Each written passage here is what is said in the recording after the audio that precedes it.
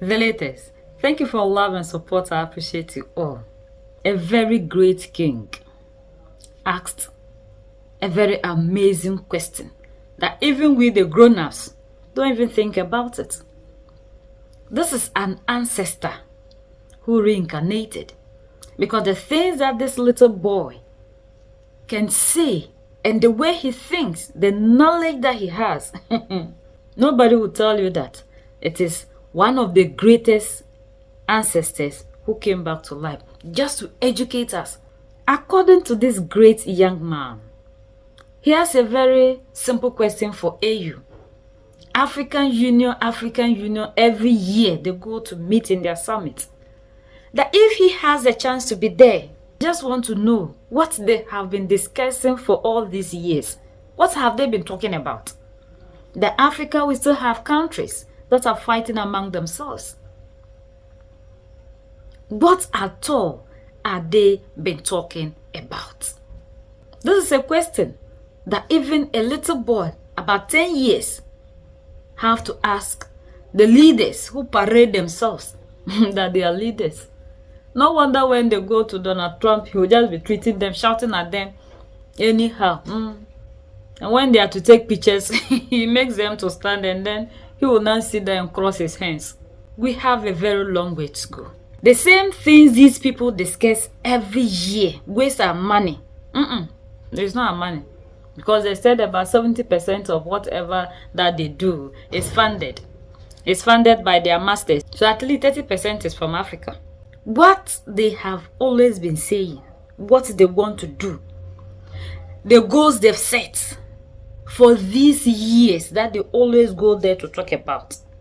Mali, Niger, Burkina Faso used 2 years to accomplish that. So when this little boy should look at the African Union, you don't understand. Why? The same people who said they want a change in Africa are taking so much time to be talking about something that can be done. African leaders are only good at talking.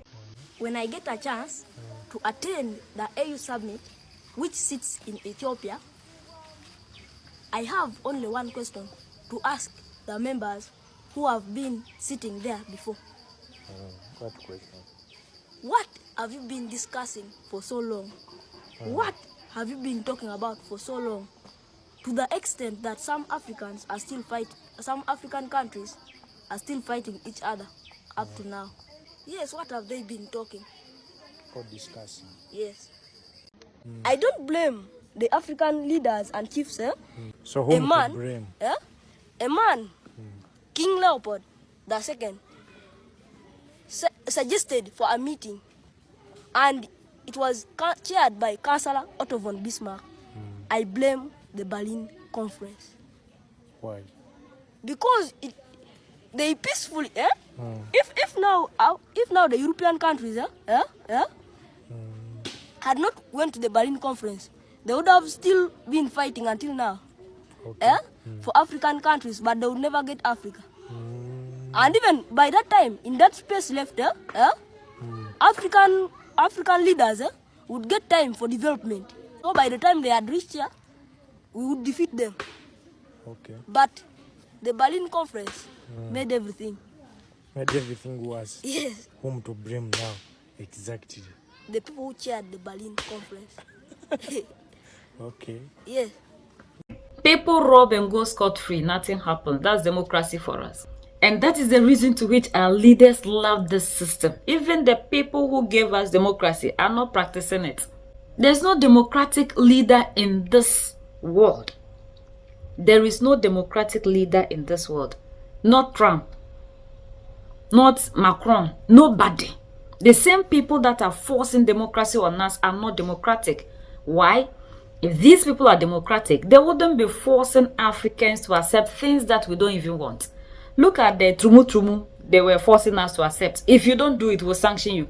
These are dictators. Look at the dangerous criminals that they want to bring to Africa, that we are saying no. If you don't do it, we'll sanction you. If these things are not good for the United States of America, what makes it good for the African? According to Trump, these people are dangerous to the American society, but they are very good when it comes to Africa because you understand, man, just say it. I'm telling you. Yet when we have dictators who are dictating the right thing, changing the narrative in Africa, they say no. Gaddafi, it was the same thing. Per what the former CIA boss said, that even our leaders, they choose them for us. We queue, but they decide who leads the African. Is it not an autocratic system? Why must somebody sit in his homeland and be dictating who should lead the African? African leaders in AU are always planning. They can never take actions. Even children of 10 years are asking you critical questions. We are the reason to which we are not moving forward. Because we have not gotten leaders. We only have gatekeepers who are making sure that whatever the oppressor wants keeps happening in Africa.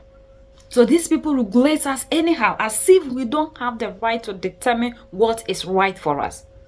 And because it benefits just a few people and they are being paid, they are okay.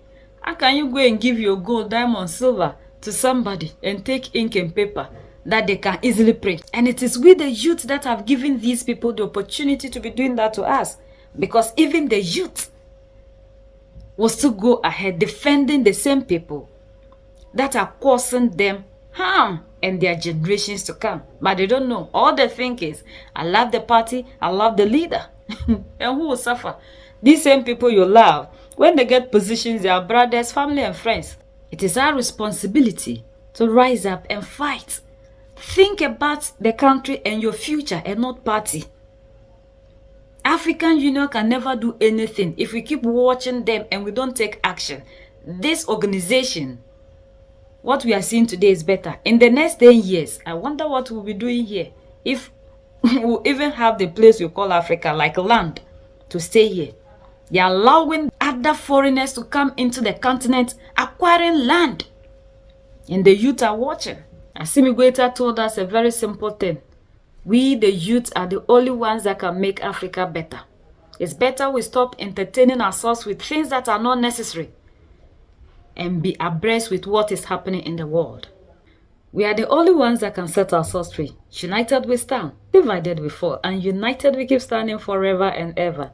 The greatest enemy of the African is mental slavery. So let's decolonize ourselves from mental slavery. Let's keep sharing to educate our brothers and sisters. Together we make Africa great for ourselves and the next generations that are going to come. So that's the latest around the world and in Africa.